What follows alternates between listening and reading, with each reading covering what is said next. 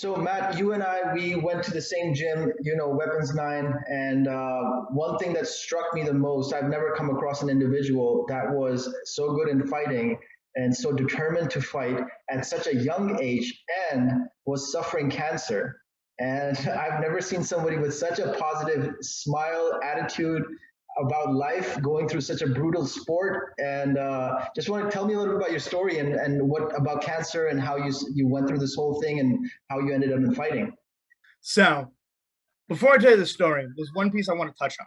It's going to sound ironic at first, but it's going to make sense at the end. I it's horrible that I went through cancer. It took a huge chunk of my childhood, but in a roundabout way, I'm very grateful for it. And I'll tell you why. So, if we're starting at the beginning, my first real memory, and there's things I remember before that, but I wouldn't constitute it as a memory where you remember the room, where you were, who you are, what the situation is. My first memory, real one, was being diagnosed. So my life was kind of, from my get-go, was starting at full throttle. And it was like I was put in a very unfortunate set of social circumstances where at that age, I didn't have emotional maturity. So I was constantly sick. I mean, like sickly, weak, uncomfortable. I mean, between the cancer itself and the radiation, the medication, and everything I was on, I was going through my own hurdles, plus discovering mortality at that young age.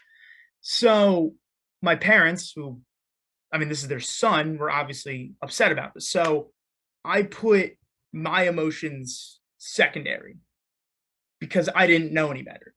They were sad, and some instinct in me was like, they're sad, I can make them better. So I became their emotional rock.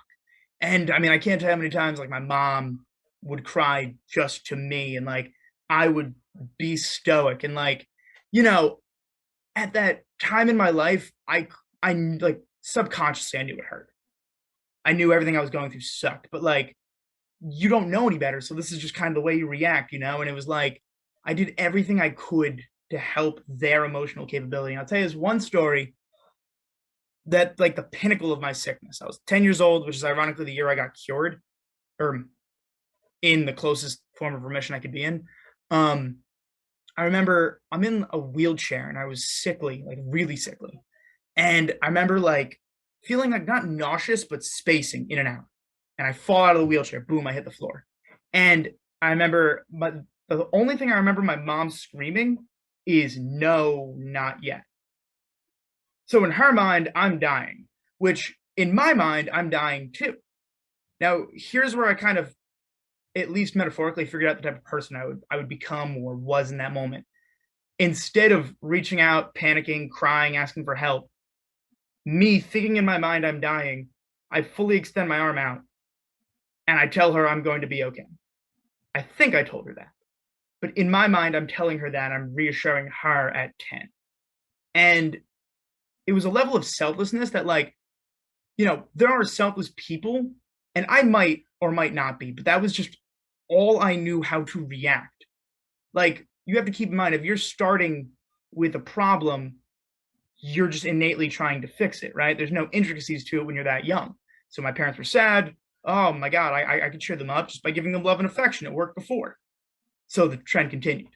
And the next thing I remember is waking up in a hospital bed, and I'm fine.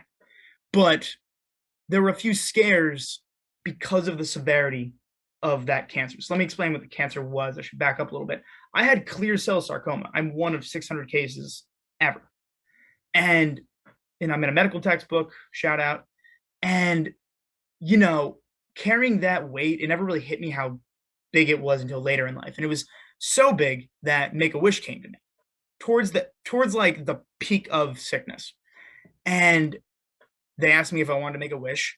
And at that point in my life, this is how dumb I am. I thought that if you didn't die, you had to pay back Make-A-Wish.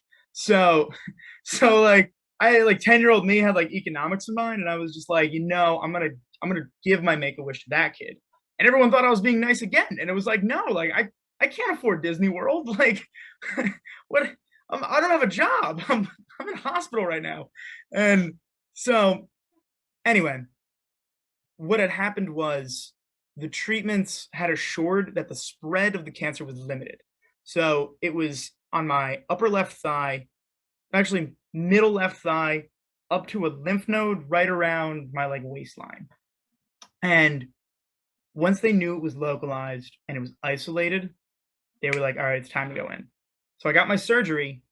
And when I got my surgery, I remember walking out the hospital and it was the craziest thing ever because like New York is usually windy, obviously because the wind tunnels, but like this gush of wind as I'm walking out the hospital almost felt spiritual. And 10-year-old me doesn't understand the concept of spiritual, but like at the time, it just would be the closest equivalent synonym. And anyway, after that, began rebuilding my life, you know, like myself. How did the transition from this uh, to becoming a fighter and fighting? You've fought at so many high level promotions. You even fought for one match. This was a championship match. I remember I attended that one. So how did you make this journey from being a cancer patient and struggle, like your body internally is going through so much chaos, and then you externally put yourself into even more chaos. So what led you to this path? My second ever memory is then walking out to that of being diagnosed in the office of that doctor. Second thing I remember, right, is walking out to a poster that's purple that says keep fighting. All of a sudden you see those, I mean, you're seeing those everywhere where you are. And that narrative of fighting is just there. And then when the fight's over, I had all that emotional weight that was never validated. I will accidentally was not on my parents. It was just it just didn't come up. I didn't know how to ask for it and I didn't show it that I was hurting. So I had all that emotional weight and then I had that narrative of fighting that all of a sudden just died. So it was like, what do I do with that? And I luckily found a Muay Thai gym or I found an MMA gym that provided pure Muay Thai, pure Jiu-Jitsu. And that was my first coach. I mean, I had gone there initially at 8, but I was still sick. I couldn't really train too much. So it was on and off.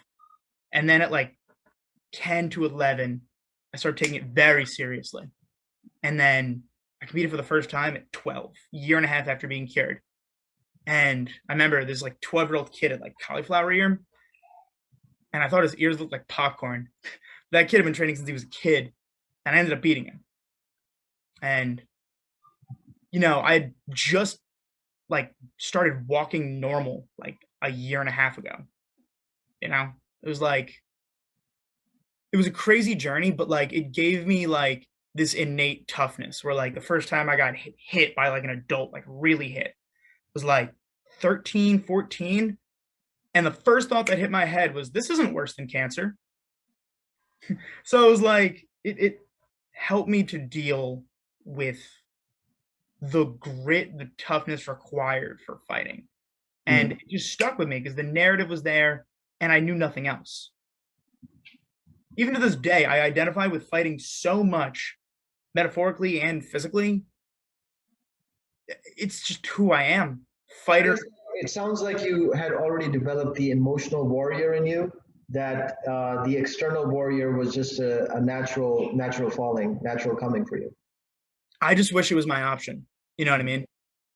Because cancer wasn't my choice.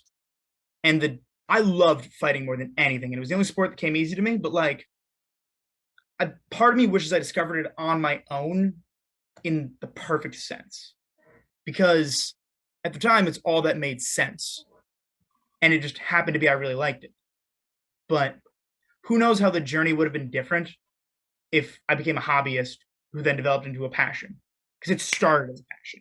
And it ate a huge portion of my like life away because I was just training like 6 days a week constantly. And like, that was my life. And I don't regret either. I'm grateful for both of them. But, hindsight makes you think, could I have done this differently? When we did pad work together, there was a time where I hated you holding pads for me because you just do 1, 2, 1, 2, 1. And I've been doing Muay Thai since I was 8. You know what I mean? Like, it's good to train the 1, 2s, but like, I want to, and then all of a sudden you adapted your pad holding. And all of a sudden, pad holding with you almost became like sparring.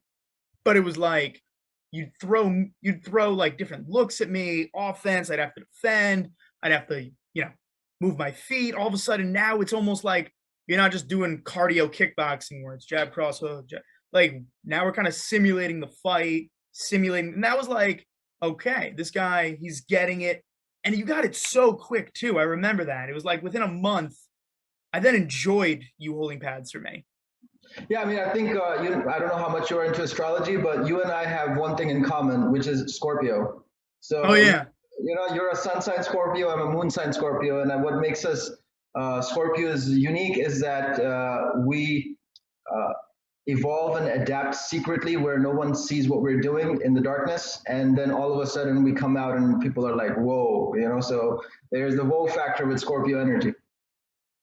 And dude, I remember in the gym too, you were like such a different energy. There was kind of fighting is a very emotional thing. Music is inherently an emotional thing. I feel like music and fighting have something in common. And correct me if I'm wrong on this, but I feel like there's some of the purest forms of human expression in that it is impossible to personify some emotions.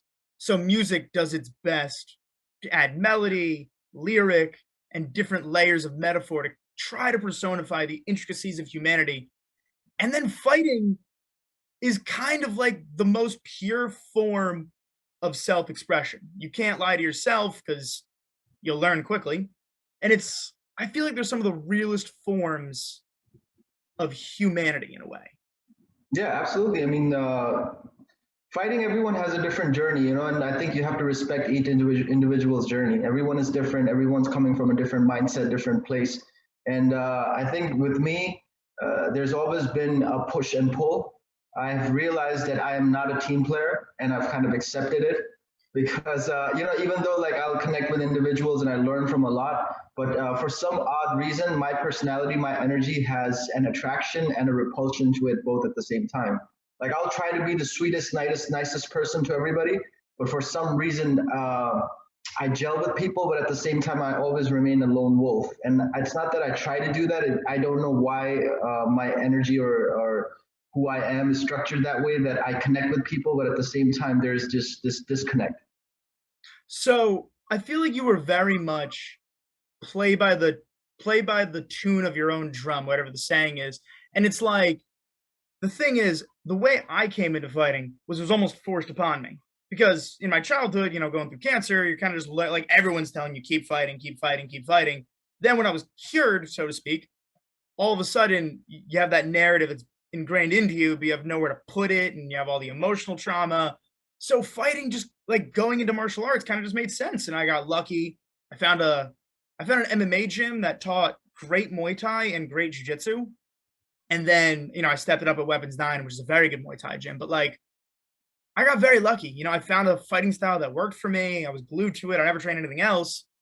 But you're a different story entirely. The way you came into it was very different. Your energy in it was very different. Talk to me a little bit, like, what was it like having that music background, having your very distinct personality, and you get into fighting? It's like, whoa, what happened there? I was always been a sweet little kid. I was more of an artist, never a fighter. I kind of got pushed into that situation. And coming from Pakistan, like the world that I came from was very different. I was born into a middle class family, but I was the only son, so my parents put me in an American school.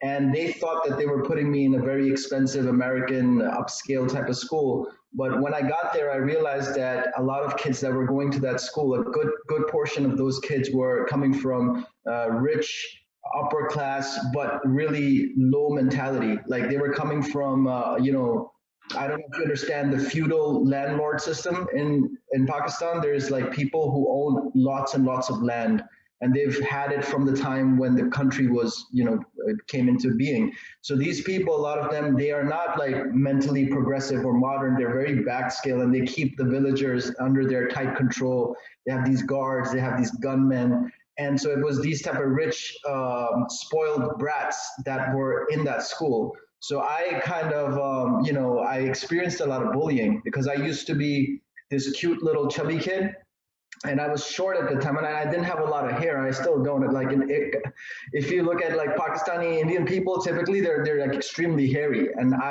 even my beard is very patchy. So I wasn't a hairy kid, and and my parents put me in a class that was like I was good in studies, so they put me ahead of my where I was supposed to go. So I think I was supposed to go in the sixth grade. They put me in the eighth grade, something like this. So now I am going to school with these kids who are spoiled, really bully mentality, and then they come to school with these guards in these huge SUV type cars with guards with guns. So even the teachers were afraid to mess with them. So in my school at that time, there were like three grades, A, B, and C was where they put all the bad students. So what was happening is I was good in studies, somewhat good, so I was in the B grade. So these guys who were in the C grade, they used to pick on all these little kids, and they were sodomites. And I don't know if you understand that term, but it was kind of like prison. You know how you hear about like prison rape? Oh yeah, of course. So I have seen that in the school life. These guys, if you ended up in the C grade and you were a cute little chubby kid, your ass was getting raped in there. So, Wow. I mean, literally, there was one kid that I think by the end of like a grade or two, this kid had embraced it. Like, I think he actually ended up becoming gay or whatever. Like, his sexuality was completely changed because he just Wow. accepted what was happening to him in there. So now my luck was that I was good in studies, so I wasn't studying in the same class with them. But every now and then I was passing by, these kids would like pick on me, or they would try to, like corner me or something like this. And so what happened was like I had a good sense of humor, and my defense tactic was that they didn't mess with me because the girls liked me and I was like in that circle where it was popular. So every time they tried to mess with me, I could mess up their reputation. So that was one defense strategy I had to keep these guys at bay. The second strategy I had is I made friends with all the big guys who were good. So as long as I was hanging around them, they became my defense. And after a while, I realized that, sometimes those guys were not around. And this happened once that I was in a classroom, everyone had left, and I was just doing some, classwork or whatever, and I was leaving late. So two or three of these guys, they came inside the classroom and they locked the door. And I knew something was going to happen to me. So at that time, before this was, I think, the first time that I think the fighter in me was born, because at that time, I had a decision to make that either I was going to take what they were going to do to me, or if I was going to fight. So what I did was I decided that I was going to fight. And there was one guy who was really tall. I didn't know how to fight. I somehow jumped, grabbed his hair, and I literally, like with all my might, I think I tore his skull to like I just pulled his hair. I mean, I know it does not sound very manly, but in that situation, like that was the best tactic I could think of. And so after that, look, those guys never messed with me. But I think that's when the fighter in me had like decided that if somebody was going to cross the line with me, I was going to kill them. And after that, when I came to America in Brooklyn, um, I remember that my cousin used to be the most dominant one in the household, like in our family. He was known as the guy who was like really, strong and powerful, and like nobody would mess with him. So he had that type of personality. I came to stay with my uncle the first time I came here in Brooklyn. And so we would go to the basketball yard, and there would be like, black, Spanish, all these different cultures, and my nationality, Pakistanis, Indians, we would be playing over there. So this was my first time experience with like martial arts. And what happened was we're playing basketball, and my cousin shoots the ball. It hits the ball of this other Puerto Rican kid, and they started to get into an argument. And this Puerto Rican kid, came up to my cousin. They exchanged a few words. This guy turns around and then comes back with like a sucker punch, and boom, my cousin is flat on the ground. Ooh. And so I just was completely, like I didn't know what to do. So logically, my next step was I just picked up my cousin and brought him home, But when I got home, my uncle he was like, you know, what kind of man are you? Or like he indirectly didn't use those words, but he was like, your cousin got hit and you didn't do anything and you just stood there and you watched and you brought him home and this and that. So that created this complex in me. And then when I went back to Pakistan for college, like I went back for some reason, and I moved back to Pakistan again. That complex triggered, and then I was just fighting left, right, and center in the street. Like I was fighting, going to gang fights that I had nothing to do with, you know. And I still had no training in martial arts. But after a while, when I got a little mature and I realized that how stupid this thing was, then I came back to America and you know, got my life together, got into the IT field, and I spent a long time building a career in IT, which also kind of feeds into my martial arts story, how I think and how I operate as a martial artist. But when I came back here from that experience, coming here kind of like you know, going to different experiences just changed my outlook and everything, and that's how like the initial stage of my martial arts kind of started. But I wasn't as violent anymore when I had matured out of it. So Yeah, there's a lot of pieces I want to touch on there, but I want to connect it to the fighting aspect. And I started by saying fighting, martial arts is like the truest form of self-expression. And it's crazy how those of us who train, we either find ways to connect our life to fighting, or we find ways that fighting connects to our life, or they're just intrinsically tied anyway. So to me, it's a very weird case because I was kind of thrown into fighting where it's like the narrative of fighting was there. My first memory is being diagnosed. My second memory is go keep fighting. So like it was always there. And with you, it found ways to like drop these little seeds that spent like that would grow into like these narratives in your life that would one day evolve into you fighting on Friday night fights, which is crazy. I mean, I fought on WCKC, I fought on Fury Kickboxing, I fought in the Diamond Gloves, I fought in, oh no, I fought in, oh my God, what's Chris Tran's promotion again? It's gonna kill me. Warriors. I had one fight in Warriors Cup, so you know, like I had about 5 total fights between three different striking styles. I had 2 boxing fights, 2 kickboxing fights, and 1 Muay Thai fight total. And it's crazy because like fighting, that self-expression, you find a way to adapt it situational. In the same way that if you're sparring against people of different styles, you know, you find ways to adapt your weapons, or you advance your weapons, you grow your weapons so you could deal with people with ones you haven't dealt with. I'll give you a great example. You remember Friday nights, Chris Tran would open up the gym, sparring anyone from any gym could come in. And on top of that, to get even more weird looks, at the end of every Chris Tran seminar at some martial art gym, you get to spar as fighters. Now, there was one time at this gym called Satori, which my best friend Sam trained at. It was a karate gym. I had never trained with anyone who had ever done karate before. Sparred, nothing. I only did Muay Thai. And this guy comes out in a sideways stance, like, like the typical karate stance. All of a sudden, everything's different. The range is different. It's hard to hit him in the head, but it's easier to hit him in the leg. And like kicking him in the body's different. Like all of a sudden he's in and out. And it's like, these are things you didn't really deal with, but like you have to adapt your weapons to that, your tools to that, in the same way that you'd adapt your social skills, your intellectual skills to any situation you haven't dealt with before. Like fighting is the truest form of self-expression, and it almost like is a brutal mirror image of the way life is, because in real life you can't lie, you can't put on a front forever, is what I'm trying to get at. And in fighting, well, you can't put on a front, because if you're lying about how good you are, you'll get your ass beat. And I remember sparring you, so I'm going to talk about what it was like to spar you and for you to hold pad. I think I touched on the pads, so I'm going to touch on what it was like to spar you. So I started training when I was 8, and to you it was like a new thing, but like you fought, you trained, and you competed in 2 notable things I want to point out. First, if there was something you wanted to focus on, You drilled it, you drilled it, you drilled it, you drilled it, even if it was something obscure like a spinning back kick, which isn't a Muay Thai kick typically.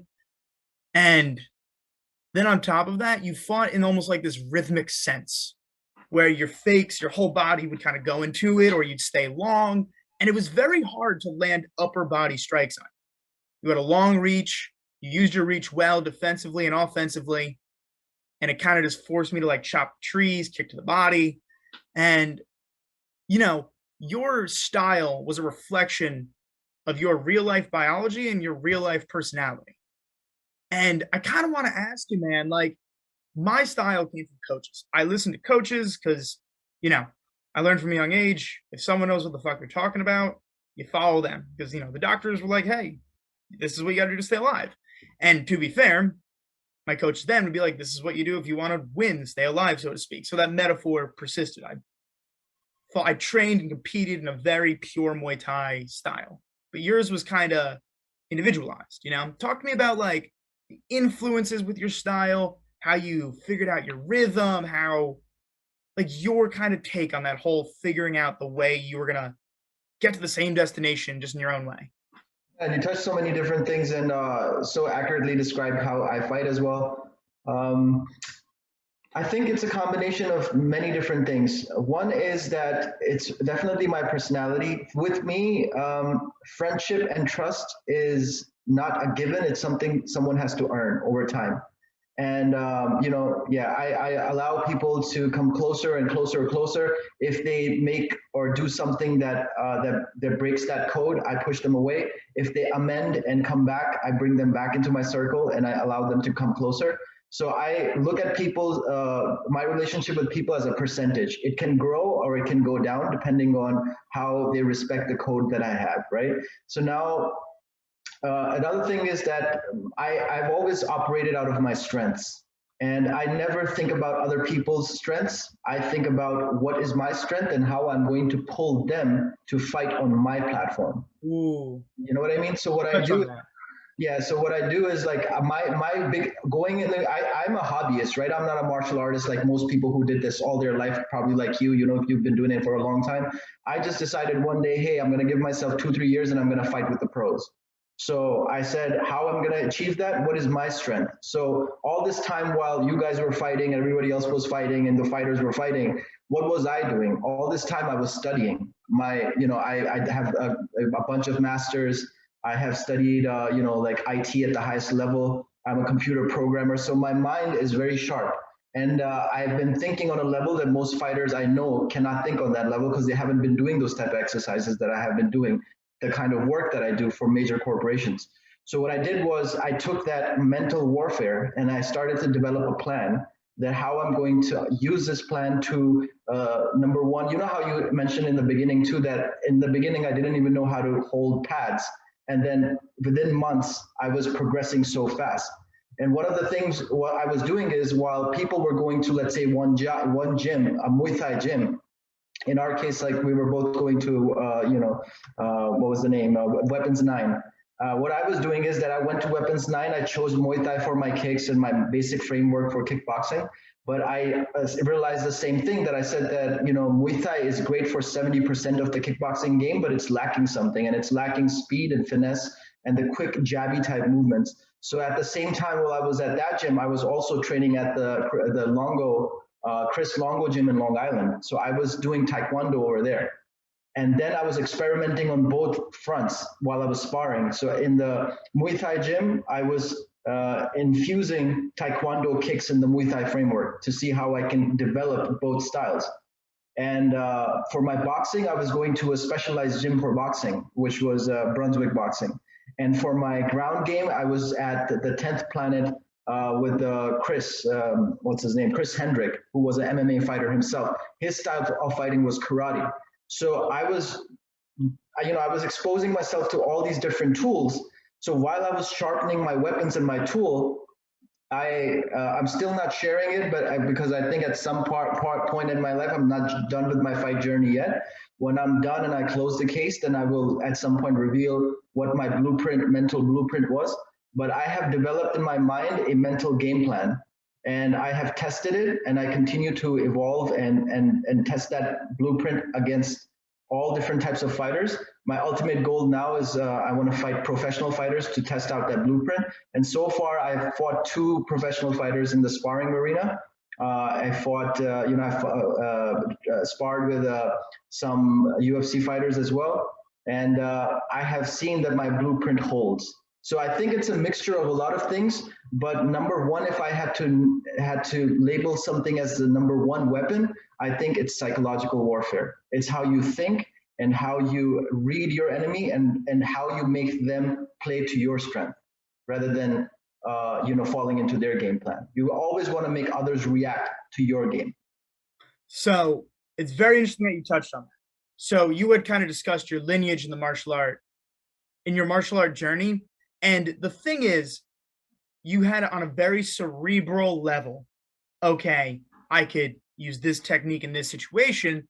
Now, me and you went to a very similar destination, but in very different ways. And let me kind of explain what I mean. So I've had a lot of coaches, but all my coaches were either Muay Thai or Brazilian Jiu-Jitsu. Vast majority. And the major ones were really just, I've had 3 striking coaches in my life and 3 jiu-jitsu coaches in my life for that were like the mainstays. And here's the thing. They kind of have these moments where between Muay Thai, Brazilian Jiu-Jitsu, and then in the MMA gyms, there was MMA training.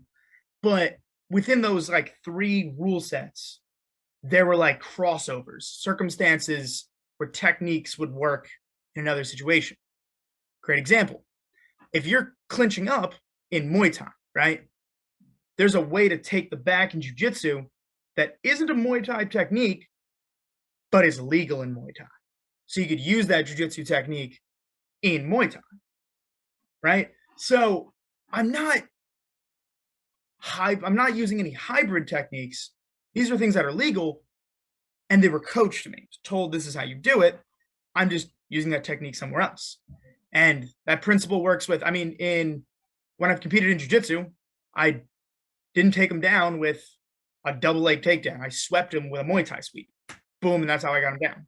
So it's crazy that as long as you follow the rules and parameters of the martial art or the rule set, you don't have to just stick to the techniques of that martial art. You can kind of play around with sweeps, different circumstances. The clinch is one where, if you're going MMA, there's different clinch techniques. If you're going Muay Thai, there's different clinch techniques. Jiu-Jitsu, different clinch. So it's like, I have a limited array by comparison. You've trained a lot more than me. You've trained Taekwondo, you've trained boxing, Muay Thai, MMA.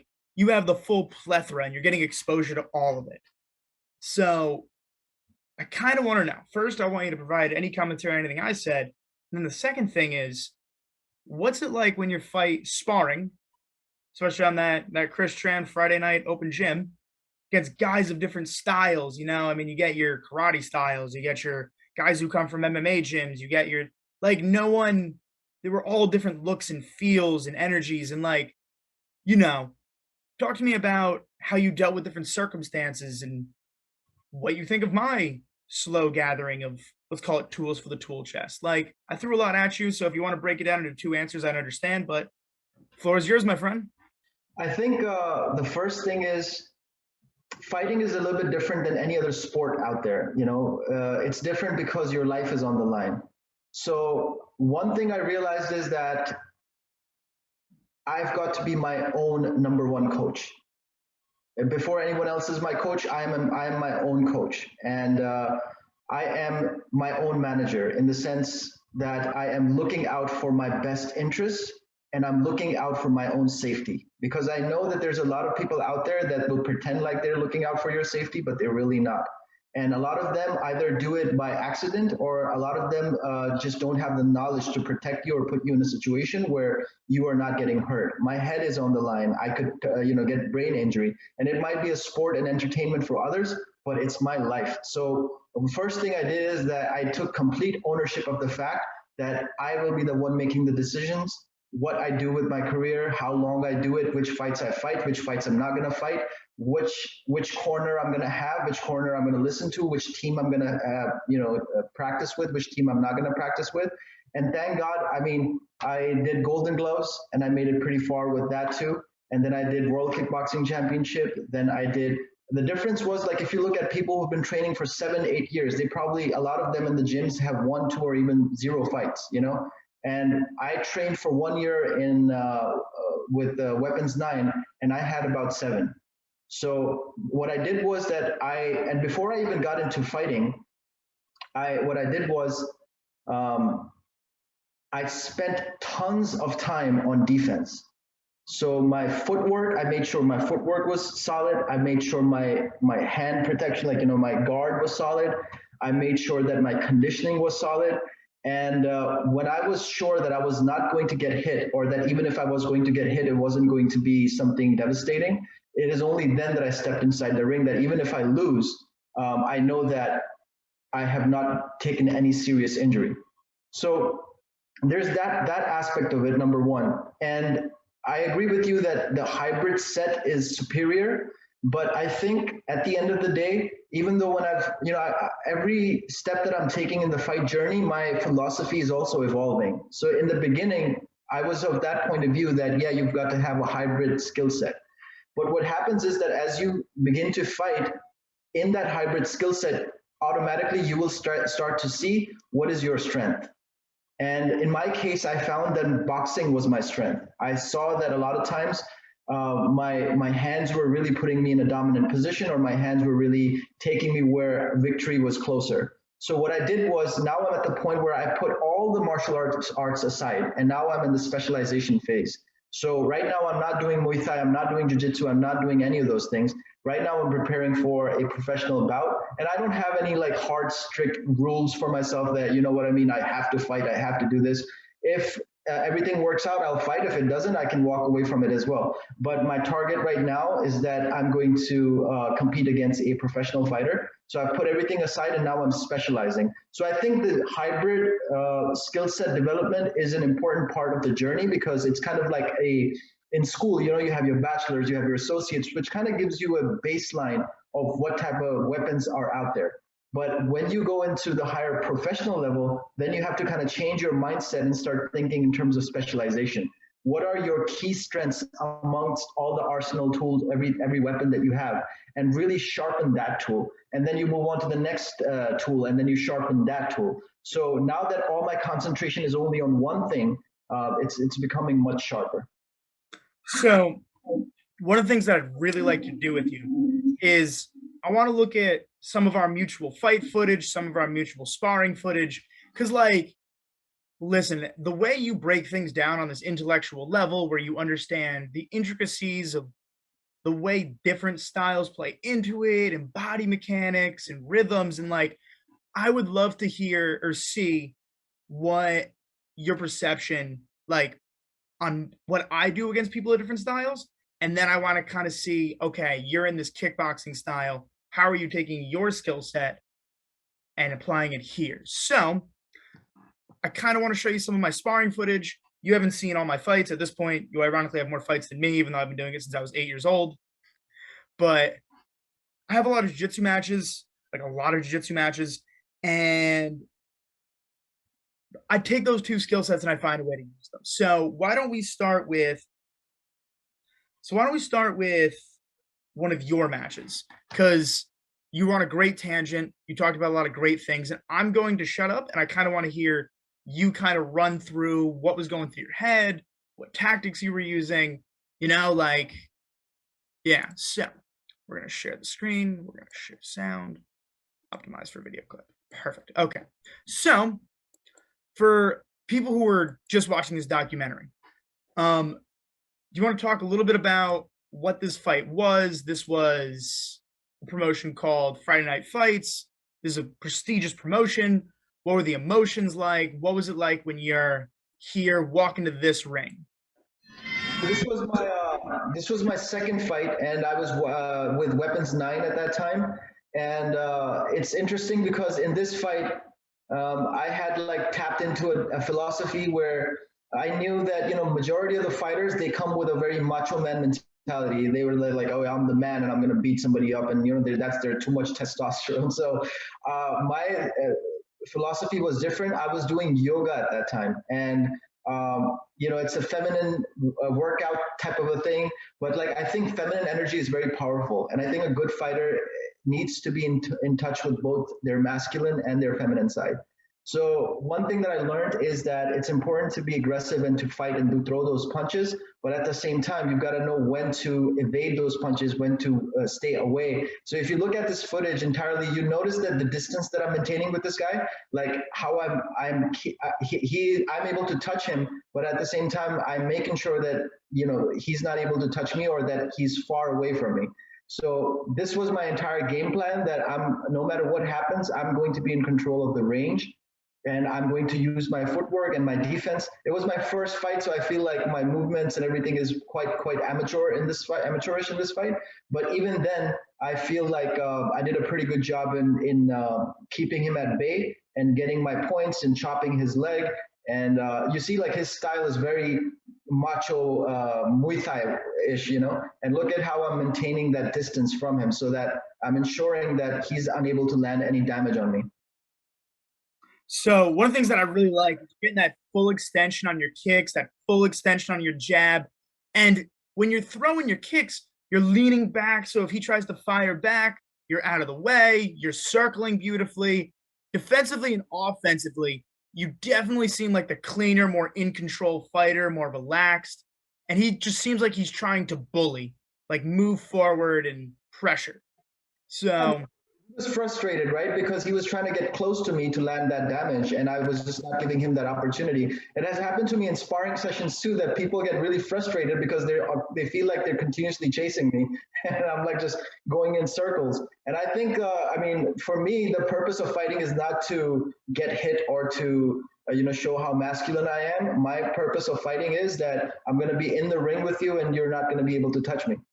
So one of the things that I like, which is something that I've added to all but one of my fights was a disaster, but in every other fight, I add layers to my defense. And what you did in that fight very well, especially for a first fight, and that is, okay, you have good shield blocking if he gets too close. Okay, I'm going to use that stiff arm when I throw punches, or defensively, I'm going to use that long arm defense. I'm going to use my footwork, my head movement. All of a sudden, you have layers to that defense. You could rely on different defensive tactics. And it was almost like his defense, by comparison, was to just kind of crowd you, bully you, and you were landing almost everything at will, versus him. I mean, he was hitting air for huge exchanges, like 3-4 punches in a row of just hitting air. So talk to me about the defense in that fight. What was it like when punches are whizzing by and you're landing at will and you can kind of tell, all right, I'm getting the decision here? Like, what's going through your head? So it's a combination of a lot of different things. I think a good defense is not just your guard.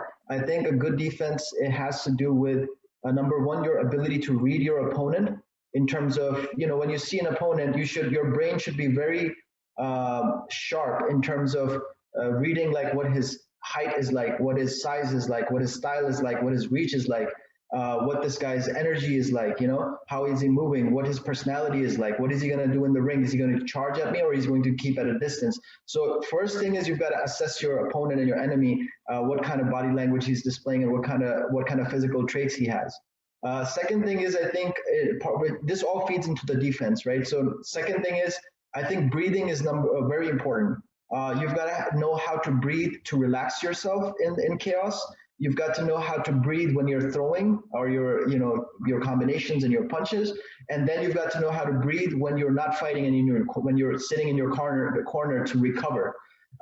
Then I think movement is another part of defense. So you've got to know how to do not just one type of movement, but for instance, if I had to name a few categories, you've got to know how to pivot. You've got to know how to circle around. You've got to know how to shift between both stances. because that opens your ability to swim into different directions. If you only learned one style or one stance, if you're only orthodox, you're limiting yourself. But if you can switch between orthodox and southpaw, now you're opening up the channels in which you can move around. Then you should also know how to do obviously the ducking, the slipping, and all these are defense mechanism in my view, because although they give you the ability to be in a place where you can throw as well, so it has an added advantage, but at the same time, it's really gives you the ability to evade punches, because you've got limited space in that ring. It's not that big. If it's a smaller cage, I mean, you've got even less space. So you've got to figure out how you're going to maximize that real estate, no matter how small that is. How can you maximize that real estate to avoid all types of punches? And then I think there's the layer of aggression, which I think is also part of defense. So if you are just focusing on defense in terms of evasion and movement and all these things, then you're basically inviting that person to just continuously do the onslaught, and you're always on defense, which is a bad defense. I think that if it's a combination of you having all these pieces in place, but at the same time, now you're putting the pressure on the other person. So you've got to be able to do the counter fighting, but at the same time, you have to learn how to put the pressure on the other person. You've got to be the aggressor as well. Land the punches, intercept the punches. Don't let his flow continue. Every time he's getting into a combination, how you're going to intercept and dissect him and disrupt his flow. And counter fighting. So all these mechanisms, I think, are part of defense, a good defensive strategy. So I want to touch on also something else with your defense, that your offense also played into your defense. So like I said, in Muay Thai, there's this type of defense. It's called the stiff arm, the long arm.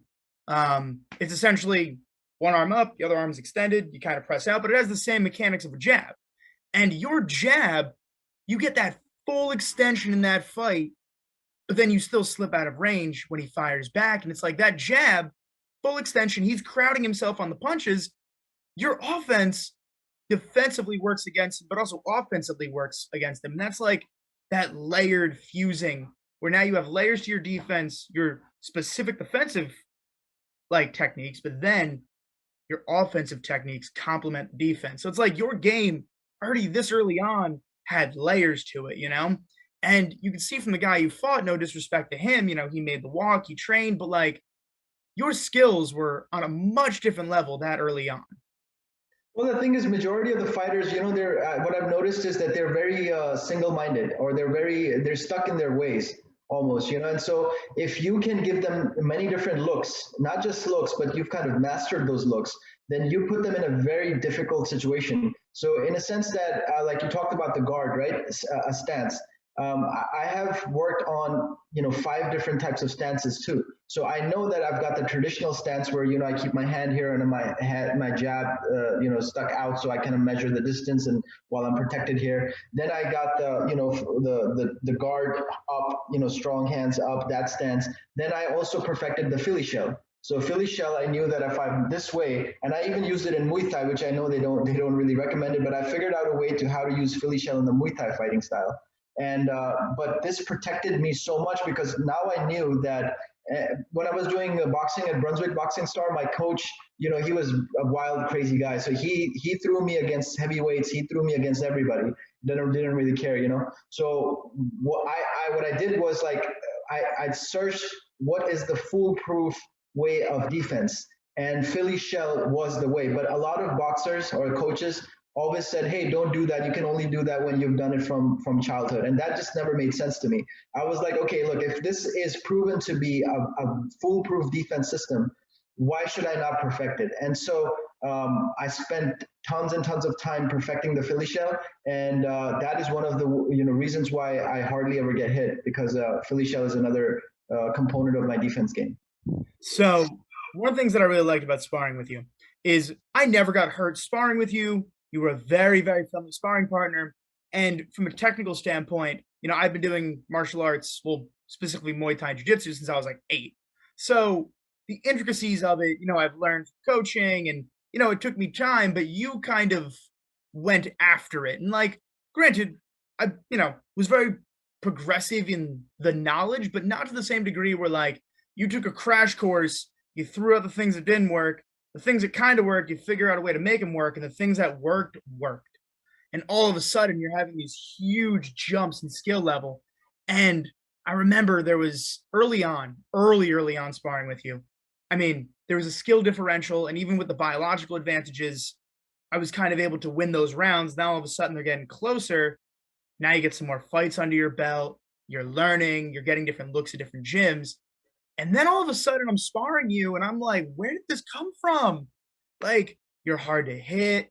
Your offense is varied. You're staying long on that jab. You're using your reach. And then it becomes, instead of me kind of going easy, helping a newer person learn, it becomes that intricate game of chess. And sparring you became fun. It never, like, you were never mean in sparring, and you do get the meatheads, you know? And before we touch on your second fight, or the another fight we're going to talk about in regards to you, like your fight career, I want you to talk about the sparring room, right? And what the emotions were like, what it was like, you not identifying per se as a fighter, kind of being a different energy, being in a room full of fighters. What was it like for you? What was fighting people at different looks like? Like, give me your thoughts on, yeah, the sparring room. So I think, I mean, I have my own talk show as well called Econopsychology, where I bring people from who I believe are, exceptional in what they've done or achieved in life, in my view, and I've personally known them. So I've had a couple of fighters who spent their entire life in fighting. And one thing I found interesting in all of them, whenever I asked them this question, that, what would have changed if you had the chance to go back and revisit your career. And all of them said the same thing. They said that we wish we never went so hard on sparring, because they felt that their career was cut short because of that stupid mentality. So one thing I realized is that I'm not getting paid. There's no fame, fortune, nothing I'm getting out of a sparring match. So it's completely stupid and pointless to go really hard in a sparring match to prove anything to anybody other than just getting injuries, right? So from that perspective, I almost always let the guys know to kind of tone down the energy.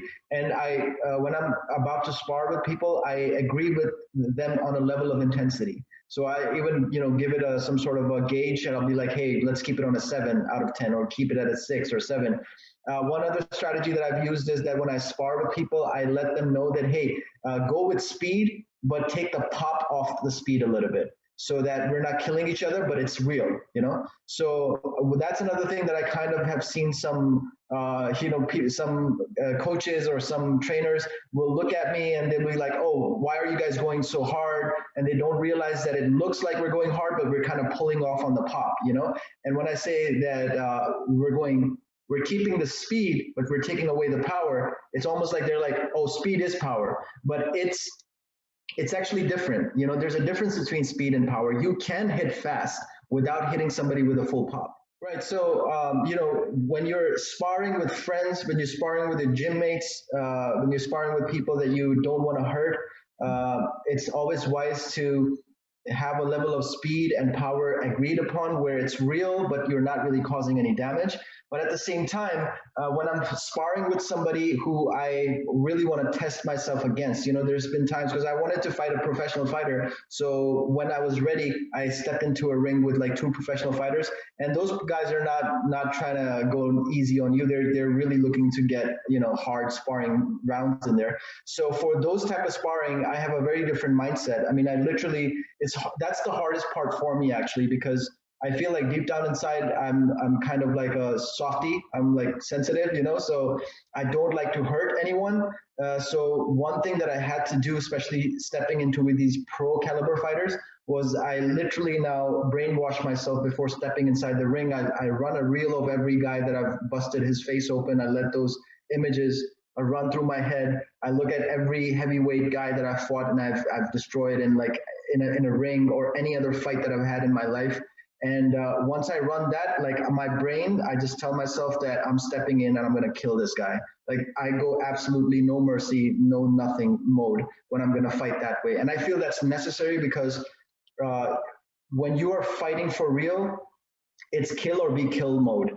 And that was the hardest thing for me to accept, because I've always been kind of the philosopher type, and going inside the ring with like a half-ass on the fence mindset that, oh, I'm just kind of like philosophizing and learning and this and that, while the other guy is literally coming at you to chop your head off. You've got to switch your mindset. So, I called up my father once and I told him that, I'm having the biggest difficulty in this area, because just like, I don't like to hurt anybody, and I'm in this place. So I asked him, like, what do you think it should be, well, how should I be thinking? And he said that where you are going and the kind of guys you are fighting, you've got to have a clear mindset that I'm coming to kill you.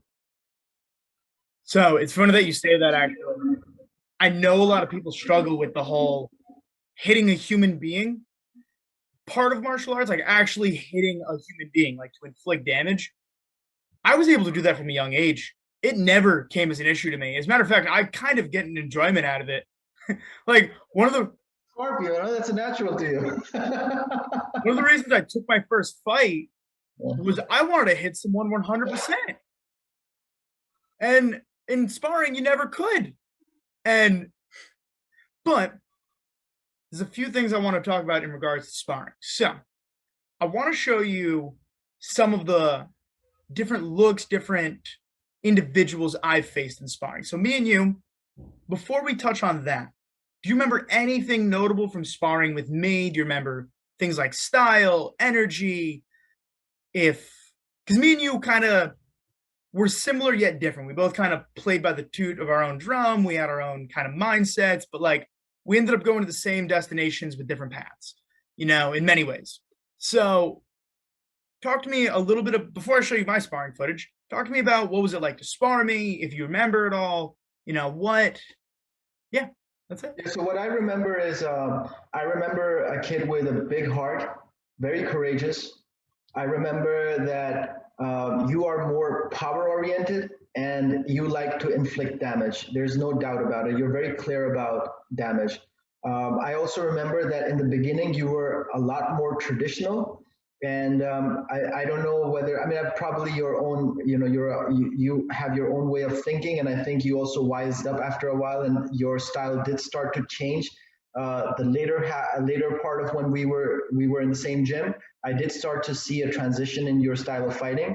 I think maybe experiences and whatever you had learned started to change your mindset a little bit. So I think you were a little bit more rigid in the beginning, and then you had started to open up your mind, and you were trying different things. I felt like you naturally had power. What you were lacking was speed, which I think that we left. So I don't know where you are with that, but I think if you infuse speed in your game of or style of fighting, you would be a very, very dangerous fighter to deal with. So one of the things I wanted to mention too, I didn't just train, Muay Thai with Muay Thai fighters. There was this really great quote that I forgot who said it, but it was essentially like, you should box with the best boxers, wrestle with the best wrestlers, and it goes so forth and so on. But I broadened that a little bit, and I would train MMA with collegiate wrestlers with a little bit of a jiu-jitsu background, but also, had at least some knowledge of hands, or I jump right into boxing with boxers. And the clip I want to start with is... I want to add one more thing. Oh, which I remember that I liked about you is that every gym that I went to, pretty much everyone saw me that, oh, who is this new guy and who does he think he is? Like I've been treated the same way at every gym. And initially you looked at me the same way, especially when we were doing the pad holding, and you were like, what the fuck is this guy doing the way he's holding the pads, right? I remember that. But I also remember that after a while that you started to give me respect and show acceptance of my skill. And rather than judging me of how long my experience was, you started looking at what I was saying and how I was doing it. So I really liked that about your personality. And I think that that's an important trait in a fighter. It's not about who is giving you advice. It's what they're saying that's more important. Yeah, 100%. I mean, the white belt mentality, I mean, you had that, but in a different way. Your quote was, and I remember it very well, it was, everybody has something to teach you. And mine was a different mentality because I came from pure martial art background, I guess you could say. And I had learned kind of what's called the white belt mentality, which is essentially the same thing. You could learn something from everyone, but that's not how it was quoted. And when you had said that, it kind of brings me back to the original point of me and you getting to the same destination with a different path. And yeah. And you know, like I think that you're complimenting my jab right now, but I think it'll be funny for you to hear that the first person who taught me a jab was a little kid. Because when I went to the Brunswick Boxing Stars gym, that crazy coach that I told you about, yeah, amazing coach, but a little bit on the crazy side. He didn't teach me for 3 months. He told me that I want you to mimic this little kid. And for 3 months, all I did was I learned this little kid taught me how to throw the jab. And after the whole thing, I asked him what his name was, and he told me his name was Knowledge. And whoa, it hit me hard because what I've learned is that the fruit of knowledge is humility. Anyone who shows arrogance or is pretending like, oh, I'm too high above and I cannot take any good advice or good knowledge, what they're really displaying is that they don't have humility, which means they don't have true knowledge.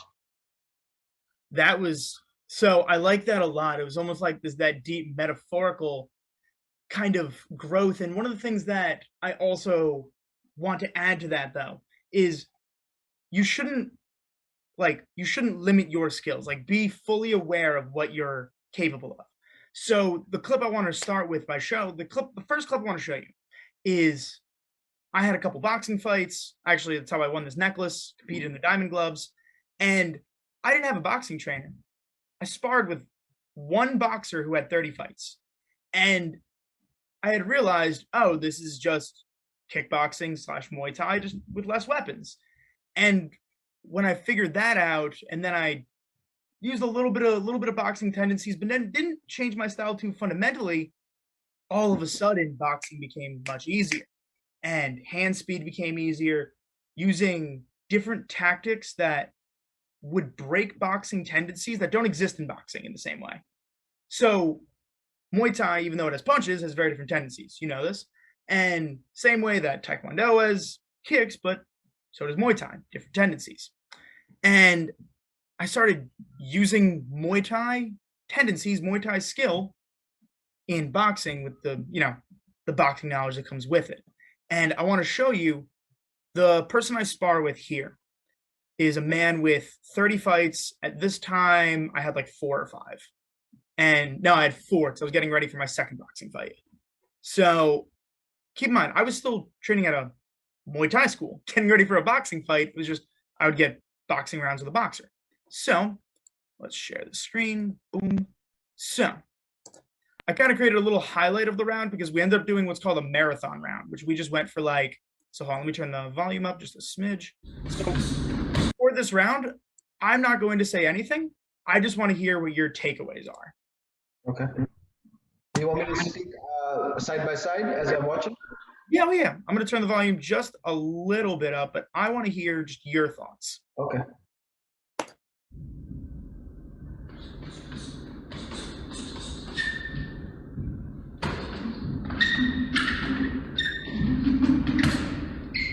I like your forward pressure. I like your punches. What I would like to see more is you cutting angles.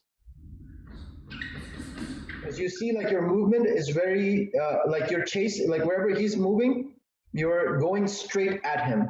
Your punches are great. Your movement of the head is great. Your upper body movement is great.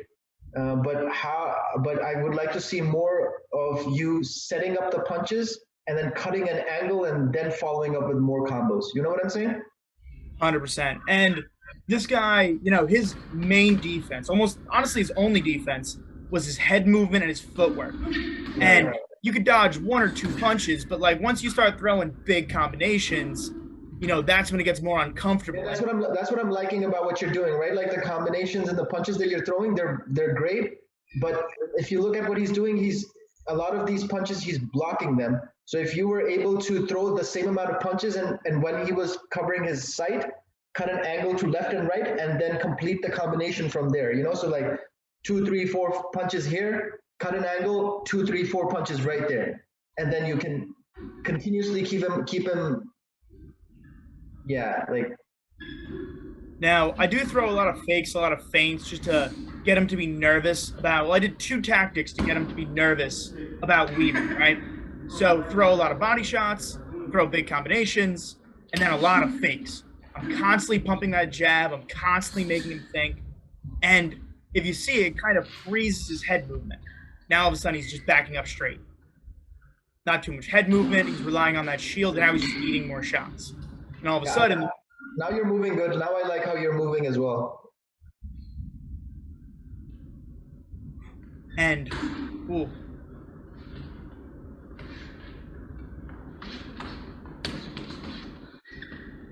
And then out. See, like, that's not a boxing tendency. Like, I was kind of ad-libbing this whole round, just combinations, just staying defensively sound, just making it up as I went, just to not create patterns. Another thing I would have liked to see more is that since he's the taller guy, if you were moving in and attacking his body in a close range more and coming up with uppercuts, like more Tyson style, like getting into his inner circle and then hitting him with body shots, uppercuts, and then getting out again. So that was about 3 minutes of that one. So let's decompress a little bit about that. And then I want to watch one of your fights, another one of my sparring footages, and then we just debrief a little bit. And yeah, then.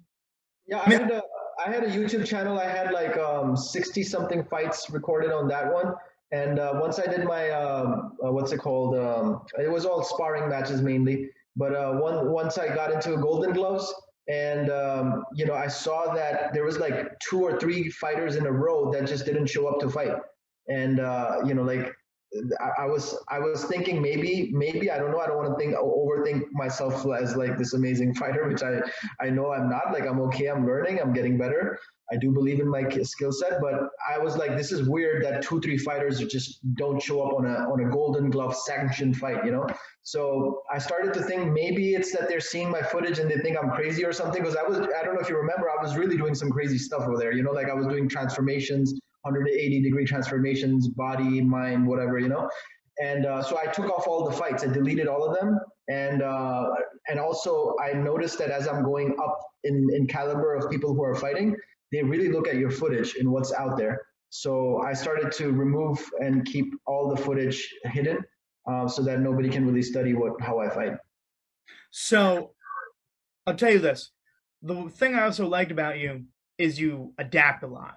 And one of the things I kind of want to touch on is I showed you how I look circumstantially or stylistically, pure boxing. So I want to kind of progress now. So a friend of mine wrestled at 280 pounds, right? His name is Jake Pigeon. And let me preface, wrestled at 280, meaning he cut weight to get to 280. And had been kickboxing for about 3 weeks and asked if we could spar. Now, you've dealt with a lot of bigger guys, taller guys, you're pretty long and lengthy yourself, but I think you'd like this round significantly more, only because it is more of the things that are your defensive style. A lot of that footwork. When I was sparring with that boxing fighter, his name is Joel, I kind of had to pressure him, and that's why there wasn't too much backing up. Because if I back up, well, I'm not pressuring him then, and I'm moving. And I was very comfortable pressuring and relying on head movement and like lean backs and covering up, shelling for defense. And in that round, I didn't really get hit too much, but it was my game plan had worked. The term water in the basement, chopping the tree, the accumulation of throwing 60 punches in a 3-minute round, worked. And with this fighter, this athlete, who actually, I'm pretty sure just made his kickboxing debut, I'm curious to know, vastly different style, vastly different body mechanics, vastly different rule set. Anyway, my friend who, like I said, name's Jake Pigeon, mostly a big wrestler. And weighing around like 315-ish, and to give you an idea, I've competed at 155, but I walk around at 155. I've competed as low as 135. So you look at it and it's like, oh my God, this dude is 280 cutting. And it's like, you get those guys in the gym, nobody was like that. I mean, like, I've never been in any gym where like they were regularly the size of NFL linemen, and I had to change so much. And like the crazy thing is, you use your defense. Your defense is not necessarily circumstantial. For example, when I in a circumstance where I didn't need to use my footwork and probably shouldn't have, like in the boxing footage, I didn't. I just pressured. I can't pressure this guy. So all of a sudden, that defensive layer comes out.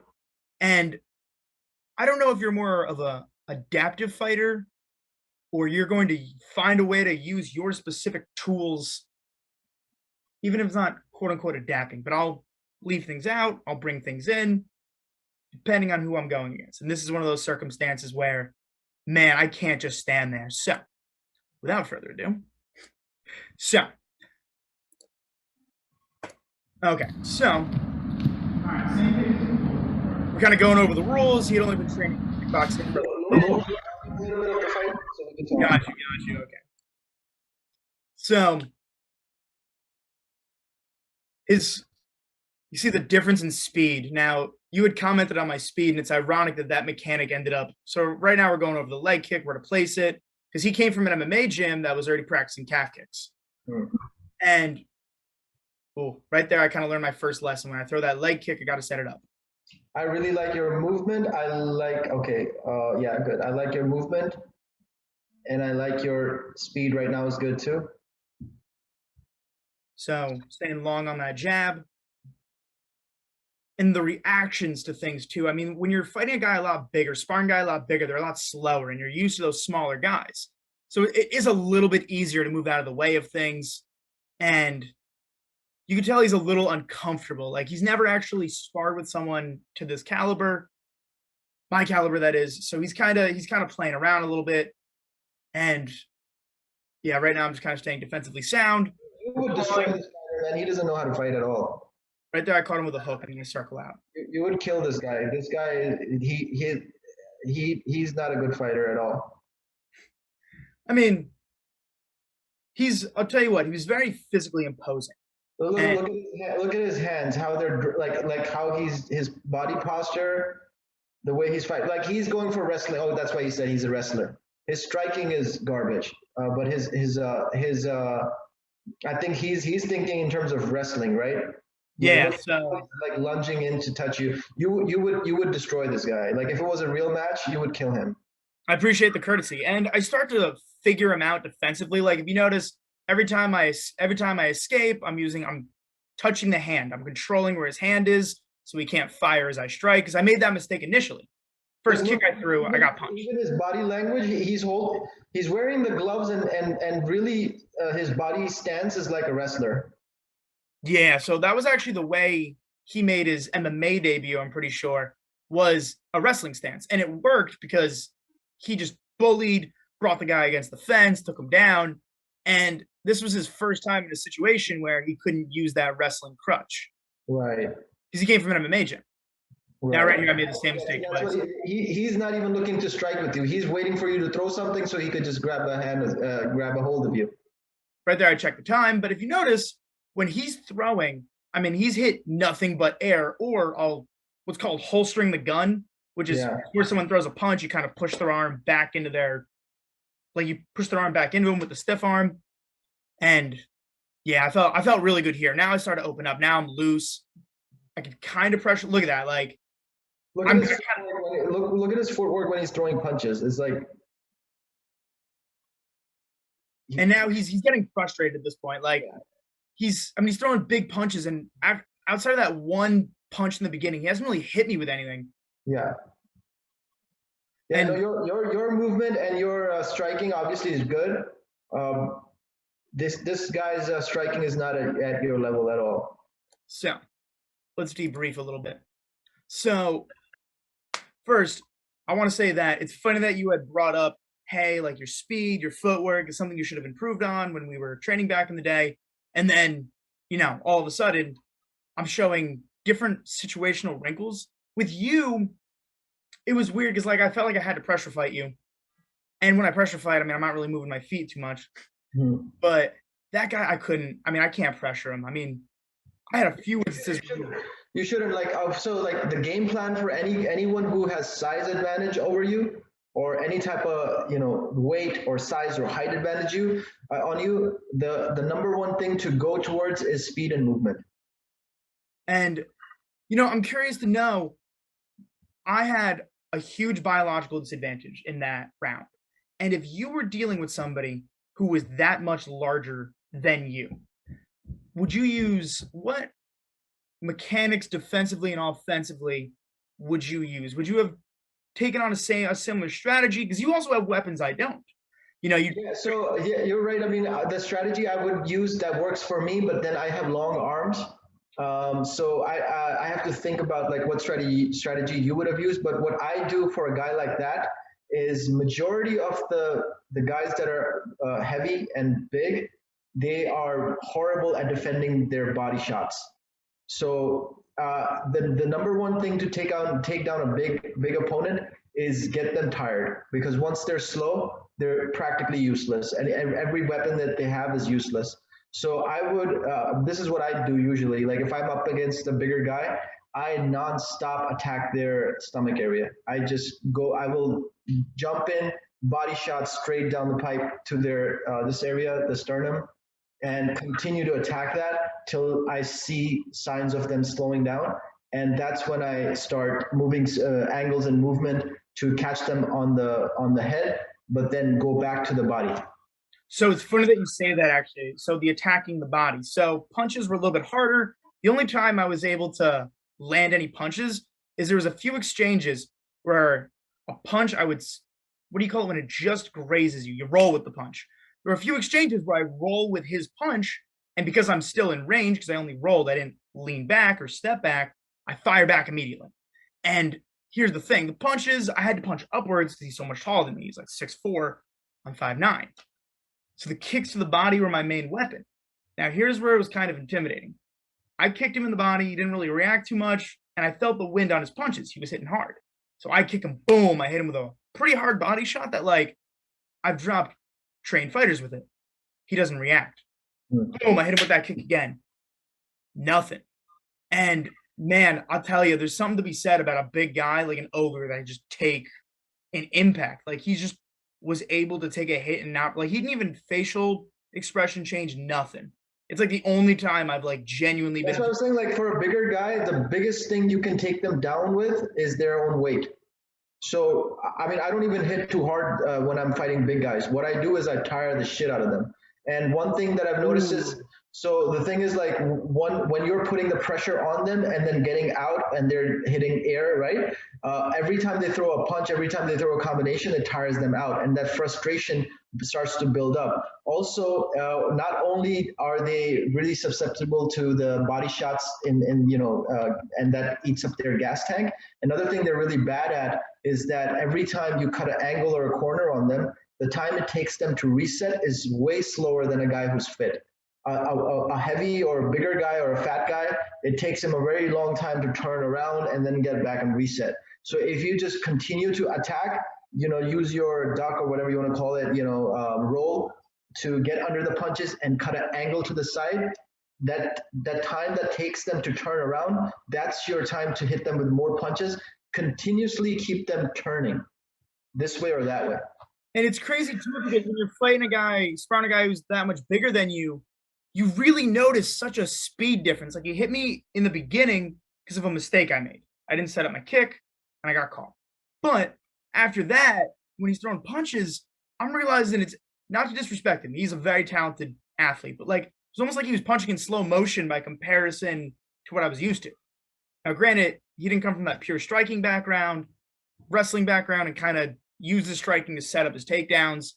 And it was pretty easy to dodge. Now, you, on the other hand, defensively was very tricky. You had a lot more weapons on the feet. And because of that, defense and offense were like this game of chess where, like, if you zig when you should have zagged, you get hit, you get tagged. And now, granted, no one got hurt, but it was like, when you get hit while you're sparring and you're like, oh, now I got to get him twice to keep it even. Yeah. So that's the key with any guy with like size advantage. It's tire them out, and once they're tired, you will see that ability to fight falls so drastically, you would be surprised. It's just that beginning 30 seconds, 1 minute of aggression that they have with speed. If you're able to get through that and continue to attack their gas tank, once the gas tank is gone, a size is zero. Like it has no value. So I kind of want to change topics because I might never get the opportunity to discuss this again with you. There's weird hardships that come with fighting, and not even directly from fighting itself. So we could talk about the thing that every fighter says, which is 100% true. The scariest part of fighting is the walk. Now, in my opinion, and also every fighter I've ever talked to, for the most part, there's another thing that I'm very upset with being a fighter being known for that. So I come from a middle class Jewish background. Now, if I didn't go through cancer for the first 10 years of my life and have a broken childhood, well, I probably wouldn't become a fighter because I'd probably be a big bitch. And that like genuinely toughened me up to then when I got hit in the face for the first time, like for real, like an adult hitting me in the face, I was like 13. And I was like, this isn't shit. This isn't worse than a broken childhood. Like, let's get it. And all of a sudden by 16, I was not only competitive, but I was like known for my skill level progressing in that same way. And I had my first fight at 16. And when you're a fighter in a middle Jewish class community, first of all, everyone in the Jewish community now knows you for this.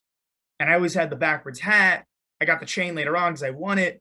But like, I was I was like, I didn't fit in either community. You know, like in the Jewish community, I was that I would look the bad boy fighter, which I'm not a bad boy. Like I come from a middle class Jewish family. Like I'm a sweetheart of a man. I just like blunt force trauma and sanctioned sports. And in the fight community, I mean, I outside of Brazilian Jiu-Jitsu, of the 5 fights I've had, I was the only white guy. I on like the room I was in, the red corner, it's the only white guy. And even though I won most of my fights, man, I gotta tell you, like I heard some stuff in like the back room where it'd be like, oh, don't worry, you're fighting a white boy. And it's like, you know, it was weird. I never felt accepted in either community. And even like with the cancer thing, that's another layer of being an outcast. So like, what's it like from your angle where me and you kind of understand that kind of outcastingness? And even within the fight community, you had your own kind of thing holding you back from fully being in. So like, I know I went on a whole tangent and I wish there was a great thesis to it, but man, if there's anybody to talk to about shit like this, it's you.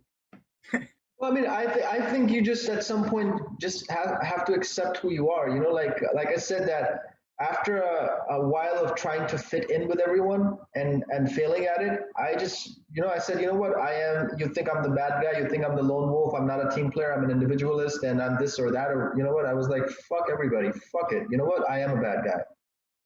You know what? That's it. That's if you think I'm a bad guy, then I am a bad guy. But the thing is, at the end of the day, like I know that my opinion of someone's opinion of me is not my reality. Anyone can think I'm good, bad, or whatever they want to think. At the end of the day, I know who I am and I know what I stand for and what I want to do in life. So I think the moment you give away the desire of pleasing others or trying to get validation from others or trying to be someone so other people could like accept you or praise you or this and that, I think the first thing you've got to do is just say, you know what, fuck you to all of that. I'm done with that shit. I'm gonna Oh, be 100%. yeah, I'm gonna be who I want to be, and the thing is to be authentic, even if it doesn't fit everyone's bill. You know, that is one of the things that has led to the amount of self-confidence and happiness that I have is like finding that way to love yourself. So I'll show you this real quick. You're gonna love this. So,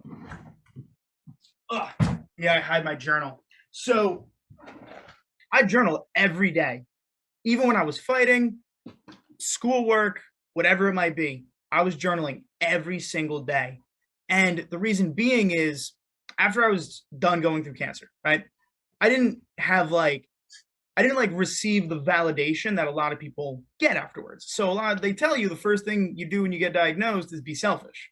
Now I was a kid, so I didn't know any better. And then my parents, like them leaning on me, I didn't know any better then either. So I just did what any person would have done without knowing any better. I emotionally supported them and treating my emotions secondary. So then being outcasted in that way where I was different, I had lost a huge portion of my childhood. And you know how like when you're different in the situation where you were, you get bullies every now and again. So I had to like build myself back up, and fighting was one of the ways to do it because it was objective that you're getting better. I was getting more physically fit. I mean, I was getting more confident in myself because I was beating people who were older than me, and like then all of a sudden, like I started looking better, and it was like then the confidence came with it. But like I just found ways to love myself. In the journal every day, I'd write down 3 things that I like about myself. It could be comments somebody gave me or something I did in the gym or, whatever thing. And then at the end of each month, I'd write down the list all at the end. And it's like, wow, look at all these reasons I have to love myself. And then I'd look at the previous month and it'd be almost a list of completely different things. And all of a sudden you're like, wow, I really have a lot to love here. I shouldn't be droughted in like seeds of doubt manifest and like they could bring you down, but greatness inspires greatness. And even if it's a little bit of greatness, that little bit of greatness inspires a little more and then a little more. And then all of a sudden, I I mean, there are very, very few people who like really instill fear in me. And like, as a matter of fact, the people who instill fear in me, honestly, are people who could find ways to break down that emotion, that like not pedestal, but like make you feel like you're not anything, which is a horrible it's horrible that people do that, but people definitely try to bring down greatness. And like the fact that people try to bring you down, man, like you were one of the nicest guys in the fight community. Like you being like, oh, I don't want to hurt anybody. Totally made sense, but it's like, do you know where you are? Like, Yeah. yeah. So But I like, think to touch on that idea of confidence, what I've learned is that confidence is primarily a combination of three things. One is obviously self love, meaning that if you didn't have anyone's approval, if you didn't have anyone to love you, anyone to appreciate you, anyone to respect you, anyone to consider your what you bring to the table as worthy of something of value, if you don't have anyone doing that for you, call it validation or whatever, are you able to see your self worth? Are you able to love yourself, respect yourself, all those things? So that's self love, right? So I think starting there is key.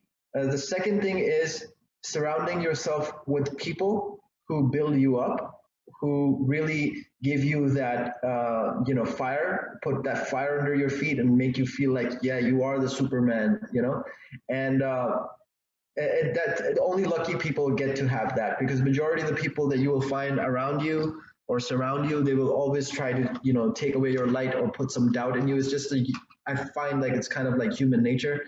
Majority of the people, they're just either jealous or they don't like to see others success, or don't get happy with other people's success. So it's just human nature of being selfish and kind of like small-minded, small-hearted. So it's hard to find those group of friends. I'm lucky enough to have 2 best friends that live in different parts of the world, but they've always kind of looked at me as the superhero, and whenever I feel like shit, I call them up and they make me feel like superhero again. And I think the third thing where confidence comes from is having a sickening work ethic. Like oh, I when I go into like to fight somebody, I phase out the fighter, or I phase out the people, I phase out everything. All I remember is my game plan. All I remember is the hard work that I did. All I know is that for me, I've always defined victory. For me, has always been everything that I did in preparation of this fight. Did I execute that or not? If I executed that, to me, that's victory. so something I'm curious to know about in regards to you is the things that built my confidence, my fight skill, were like things that were like I invested in for a long, long, long period of time. And then fighting when I finally got to the ring became second nature because a lot of the skills were muscle memory. But you kind of had a crash course and you grew exponentially. And it's like you had a similar circumstance where people tried to bring you down and then you find a way to like love yourself, put yourself in all kinds of uncomfortable situations, like being a fighter, musician, putting your opinions out on the internet in this public forum. Like you have a skill of like this risk taking, self belief, and it's like, man, you should be praised for that. Like that takes a lot, and like where'd that come from? Because I know where mine came from, but it was like 8 years of like getting there. Like where'd yours come from? I think, I mean, it's just common sense, honestly. Like, I mean, if you really think about it, right, behind a lot of things that people say, there's a lot of bullshit, right? So if you can just cut out the bullshit, the truth is right behind it, right? Like if hey, how do you do this? And their answer is, oh, you got to spend years doing that. That answer is bullshit, right? Because the thing is, it's really not about how much time you've spent doing something. It's about how intelligent. It's not about hard. Like it's. I was just talking about working a lot and working hard, but more important than working hard is working smart. I've always been an advocate of working smart. I don't care like if you spent 8 years or 10 years or 20 years doing that thing. I'm more interested in what have you been doing for 8 years. If you've been making the same mistake for 8 years, you've really wasted time. If you have trained intelligently for a year or two, you'll beat the guy who's trained 10 years. Okay, but hear me out with this now. So you have this innate ability where when you pick up new skills, you could use them under pressure. You are one of a very select few group of people I've ever met in my life that when bright lights are shining, they're not on instinct. They can kind of not think, but like react naturally. A lot of people are just on muscle memory. And like, I get it. Like, my muscle memory was built to the sport of Muay Thai. So it kind of worked out for me. But you only had a couple years on your belt, and all of a sudden, you're doing things that like people who've been training for years do in fights. Like that fight we just watched where you're extending that jab fully, you're moving well. Like, not everyone can do that when the pressure's on. Like, it's for real. Like, how are you so in control of that craziness? I mean, a fight really is. There's like two, three things to that as well. One is that I've had experience being in under spotlights. I'm a musician and I've performed, and I mean, I'm going on a tour this year. I'll be touching all the major fashion weeks, international fashion weeks. I'm doing New York, Paris, London. So I've performed on stage. I've done theater. I've done acting, drama, all these things. So I've performed in front of an audience, all my life. So I don't know if that has an effect, but I'm sure it does. That it has given me the confidence. I mean, I was a shy kid before, but then putting myself out there and pushing myself to do that's one. And the other aspect is, I think, the realization that in any given circumstance or situation, you're going to feel some kind of way, right? So why not decide to feel like you are the superhero? And the thing is, in that situation, when you're about to fight, it doesn't serve you well to be afraid. It doesn't serve you well to think less of yourself. When you are under the spotlight, it's your time to shine. So it makes sense for you to feel and believe about yourself that you are the star of the show. I hear you, but there should just be a little bit amount of nervousness in a fight at the very least, just so you respect what that fighter is capable of. If I had zero. I agree with you. I mean, the fear and the nervousness is real, and many times, even with Chris Tran before the fight, every time he would come and ask me that, how do you feel before the fight? I always said that I'm afraid, or I'm nervous or whatever. And then what I would do is that was before I would talk to him, and right after that, I would go into meditation. And oftentimes I would cry. Like I would literally cry out to God, and I would be like, I'm scared. I don't know if I can do this. I'm afraid, this and that. And once I poured out all those tears and I was emptied out, like I remember this one incident was a boxing match, and my coach Casey was with me, and we went there, right? And I had done something bad that I wasn't so proud of before the match night, right? And he came up to me. He's like, "What's wrong with you? You're not like warming up or nothing. You look down. Like, what's going on?" And I just kept saying, "Man, like I'm about to go to fight, and I don't feel like God is with me because I did something bad the night before, and I'm not happy and I'm not proud of it." So he started laughing, and I was like literally devastated because the guy I was about to fight was like really strong, you know, like I could see like this guy was really, really good.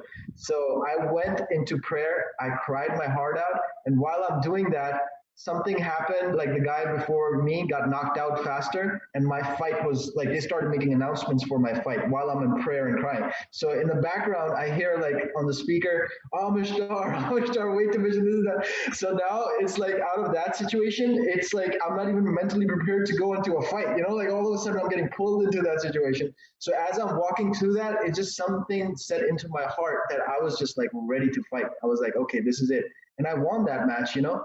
And I remember when the fight ended, I was like, I said, Elohim is great, or Allah is great, whatever you want to say. You know, like I said, God is great. I yelled, right? And everybody was just looking at me like, who's this crazy guy? And I think that's what the key is, man. Like at some point, you've got to be real with your emotions, even if they're like nervousness or fear. And then you've got to say to yourself, I'm going to conquer this fear and get over it. So it's funny that you mentioned that. Funny that you mentioned that story that correlates with religion. So I'm not a very religious person, but you know how when you're making the walk, there's like that to the ring, there's like that tunnel vision where you don't hear anything or like see anything, and or you just kind of like are focused on the ring. So my grandma she grew up in Brooklyn, and she's very, very like culturally Jewish. And for some reason, of all the times I've made the walk, and I've done it now 5 times, only thing I've ever heard is my grandma screaming in Yiddish, "Give him a Zetz in the schnoz," which translates to punch him in the nose. And I remember being like, that's such a revolutionary idea. Punch him in the nose in a fight. Why didn't I think of that? And like I wanted to say that to her, but like I couldn't make a joke. I'm about to fight. So I ended up winning that fight. That was WCKC 8. I was 17. My opponent was 27. Like, I ended up getting a knockdown in that fight. And do you remember when you're a high school senior and you're like an idiot? Like, my friends were like picking me up, screaming crazy things that you'd only scream in high school. And then the dude like went back to his wife and kids after losing to a child. Like, I felt kind of bad, but like, it was probably of all the fights I've had, that one's my favorite. Yeah. Yeah, like, these are the moments, right? Like when there's time, when it's time to jump, like it's almost like standing on like you're on a plane and you're about to dive, right? Like you see your life, and like you could die. The parachute's not open, and you could just fall and die. And at some point, you've got to make that decision, even though all the fears are there, that you're just gonna jump and then enjoy the show.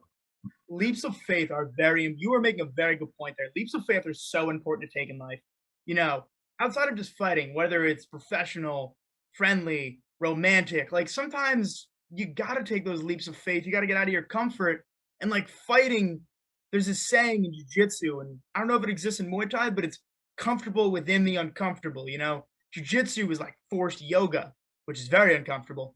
And, whenever you're taking a leap of faith with a new person, whatever platonic or non-platonic relationship you have with them, it's like if you don't take that leap of faith, you don't take a shot, you don't try to see what's there. You might miss, you might fall on your face, but how would you know if you don't try?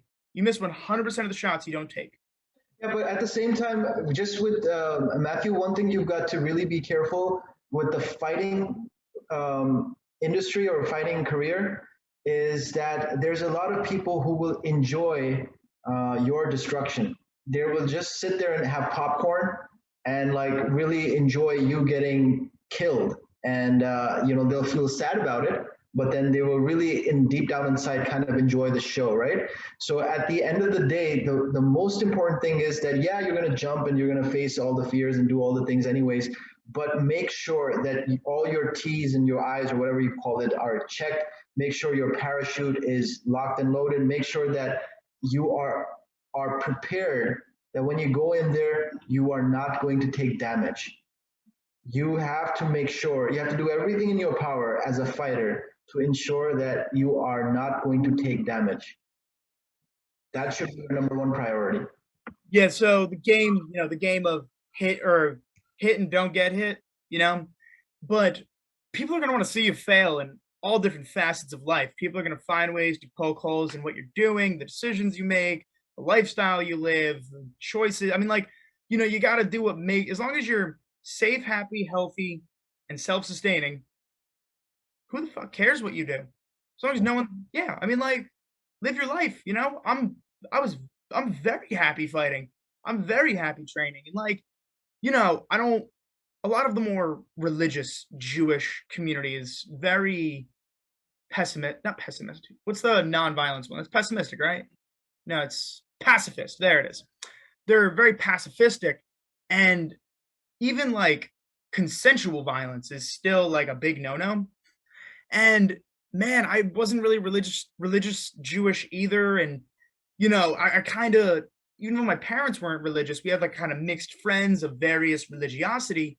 And even though they're sweet, loving, amazing people, they just never agreed with my life decisions. And then they were like, Matt'll never go anywhere. And then all of a sudden I'm going to law school.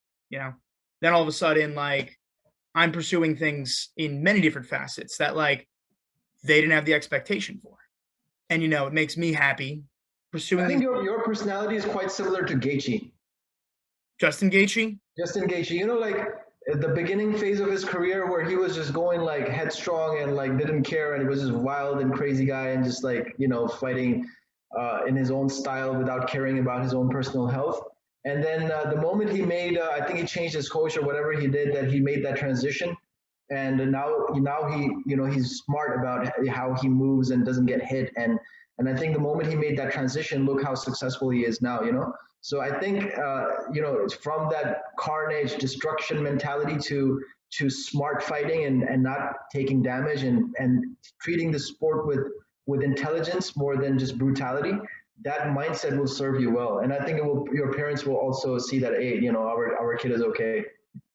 Yeah. And like my parents, like, never, like, they were very, I don't want to say hands off, but they let me like pursue my own goals. And I really love that because like, even though I came from a nice, like, middle-class family, they still let me fight in the ring, and they still let me pursue avenues that like had big consequences to them and were very hard and were not known for people of my background.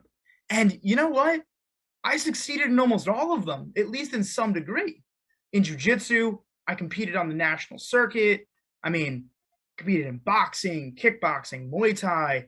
I ran a marathon on a week's notice. And it's like, these ideas, yeah, they sound crazy. Yeah, they sound destructive. But like, man, I'm adding accolades to my name, accomplishments, and I'm so happy with my lifestyle, And it's like, if people don't love it, well, part of me thinks they're jealous of it. Part of me, like, my cancer, right? There's no perfect, clear, you're never getting it back.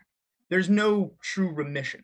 So I live every day like it's I learn like I'm going to live forever. Biggest room is the room for improvement. But I also live every day as if I'll die tomorrow. So it's like I'm always trying to grow and improve and have that white belt mentality, like I said. But at the same token, you never know. Any hug could be your last hug. I totally agree with everything you're saying. All I'm saying is that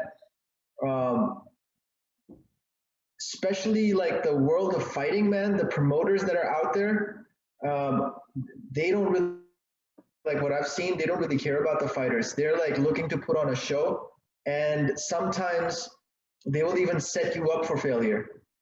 So like you've gotta really look out for your self-interest, and your family comes first because they love you regardless of whatever you do in life.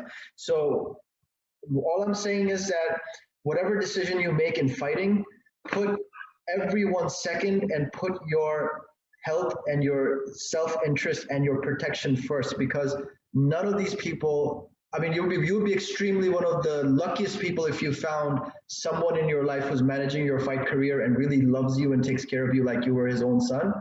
But that is extremely rare. Majority of the people that you will find are not looking out for you. So you've got to look out for yourself. And that's where I am. I'm looking out for my own self-interest because I have not come across one person, because I see the decisions that they're trying to make for me. I see what they're trying to do for me. I see the kind of advice they give me. I see what they do or what information that they're giving me that's going to help me protect my life. And if that doesn't is not up to par, then I'm not a fool that I'm going to put my life in jeopardy and you know, and not, Oh, not, absolutely. yeah. I'll tell you, you handled your fight career, your knowledge. So there was a lot of criticism to a lot of the decisions you were making. Because from my perspective, and this was my opinion at the time, you were spreading yourself very thin. There's just like between having a full-time job and essentially learning 5 different martial arts at once. I was like, there's no way he can do this. Like, there's too much knowledge to take in. And it's also, outside of taking in the knowledge, making it accessible when you need it. And I doubted you. And there was a time where there was a learning period. But then when you started to work, and then all of a sudden you started getting harder to spar, and then you started winning fights, and then you started winning fights, like you do boxing, and then you jump into kickboxing like a couple weeks later, and you win both. And it was like, okay, wait a minute. He's doing something right here. And it's like you started too late, like later in life. So it's like, wait a minute. We gotta look at this for a second. We can't go off the old ways in this thought process. He's doing something different. Because Matt, the number one weapon in fighting is this. Just because I was new to fighting didn't mean that I hadn't used this. You know, like no one really knows where this is coming from. I have spent a lot of time sharpening this. So to me, when I stepped into fighting, I was getting annoyed a little bit that people are looking at me like, oh, you know, this new guy is doing this or that, or he's just this or that, or he's like a little cocky or this and that. Because deep down inside, I knew that I had a weapon that I had been sharpening for a long time, which is my mind. And you know, I'm not coming to the world of fighting empty-handed. I came into the world with a sharp mind, and that's what I'm saying is like, not just fighting, man. Even in music, it's at the end of the day, everyone is trying to make a buck off of you. You know, everyone is trying to make money off of you, or fame off of you. Majority of the people are motivated by selfish interests. So I'm not saying that you should be selfish too, or you should be all that. All I'm saying is that you should put your own safety first, number one. That is very fair. Yeah. That is very fair. But you brought up something that I kind of want to touch on. So there was a lot of doubt, and I got to be honest with you. And I don't mean to, I mean, now we have the beauty of hindsight and you proved me wrong. But at first, like, the method you were training, I didn't have all the faith in the world in it. Then all of a sudden you get to turn around and kind of say, I told you so. I mean, a good amount of people who like went by the book for how to do it. And was there a bit of pride from your end where your method worked for you? I mean, the thing is, my method, if you want to call it anything, it was just being honest with myself. I wouldn't have fought if I didn't think that I couldn't do it, you know? When I stepped in and I saw that there was a method to this madness and I was pursuing it accordingly and I was seeing results, and I turned the whole thing into a simple scientific method. To give you a perfect example, right? Right now, I just got a tattoo, so I can't work out. So, you know, I'm smoking. I'm like having KFC right now. So, like, after this 1 week, I'm going to get back into my fight camp mode. So, I'll give you a perfect example. Like, everyone talks about boxing is a science, right? It's a sweet science. But I kid you not, I have rarely ever come across a coach or a trainer, very, very few people out there that actually treat boxing as a science. And what I mean by that is like, okay, it's a 3-minute round, right? And if I know cardio is my weapon, then I haven't seen one coach that had a watch in which they would time how many jabs, how many combos, how many movements or different, that will like quantify what is your cardio capacity, and then try to increase that cardio capacity on a measured way. So what I did was I went to gym, or be like, this is outside of the skill training gyms I'm talking about. I went to fitness training gyms. I went to like, what do you call those, man? Like the HIIT training, or where you do strength and conditioning and all that. and I teamed up with somebody who was an expert on that, and I had them actually calculate and quantify what my cardio capacity was, right? So this is not something that like magically I did something. This is common sense, because if it is a science, treat it like a science, and you'll start to see that if you can hold in this water or not. And I was seeing that I had good cardio. I was able to stand under pressure and stay there. Then I just had to sharpen my skill. Like we talk about the jab, everyone says use your full extension. Yet 80% of the fighters you will see always have a half extended jab. Whenever you do pad work with them, their jab is always half extended. So the difference between me and the majority of those guys is that I made sure that every time I throw my jab, my hand is fully stretched out. So this doesn't make me extra smart or extra special. It's just that the knowledge is there. You just got to implement it and do it in a scientific, consistent manner, and don't cheat yourself on it. That's so true. I mean, you get a lot of people who like, I've been doing this for 5 years, but plateaued at like year 1. So like, you know, a lot of them, like, they have those unfortunate tendencies that become muscle memory. Now, I was very blessed that I had coaches that really stressed the technique. I stressed the technique, and hitting pads with you too. I mean, like, we both kind of, once again, came to that same destination in a different way, where once you started to get technical, once you started to figure out how to hold pads like it's a fight, not a cardio kickboxing gym, then all of a sudden we were like, it worked. Like it simulated the fight. And even then, I'm still making sure to be defensively responsible, get the full extension, do all the things that like you take for granted when you're hitting pads. So a lot of people just go 1, 2, 3, 1, 2, 3, 1, 2, 3. And it's like, no, like keep your hands up, move, like be aware, like control the hand. Like a fight, you got to be on at all times. And it's like if you just get used to just the motions of 1, 2, 3, 1, 2, you're not simulating the fight. And man, you figured that out. You cracked the code on that early, because it's like everything you did was kind of simulating the realism of a fight in some capacity. Like when you were simulating your cardio capacity, like how much you could do, that is a very good scale to have, a very good awareness. Then you can start thinking about how. That's exactly my point, right? Like once I knew what my cardio capacity was, I had so much confidence going into the fight. I had so much confidence knowing that, hey, it's a 3-minute fight. I know I got 130, 40 jabs in my pocket, and I'm only throwing 13 or 14 under pressure. I'm good.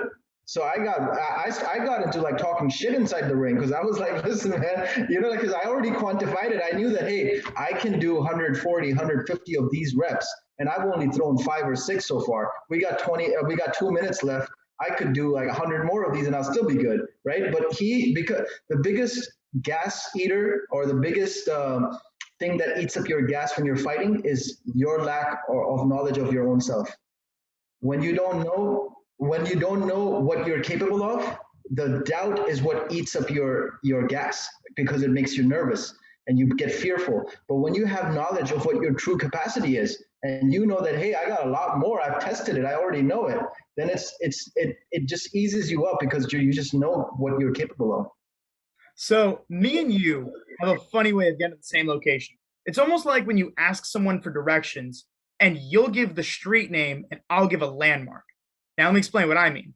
So before I fought 5 rounds for the first time, I shark tanked like 6 or 7. And I got to the end of 5 and I still felt great. I got to the end of 6, I felt great. Kinda, I was starting to die down.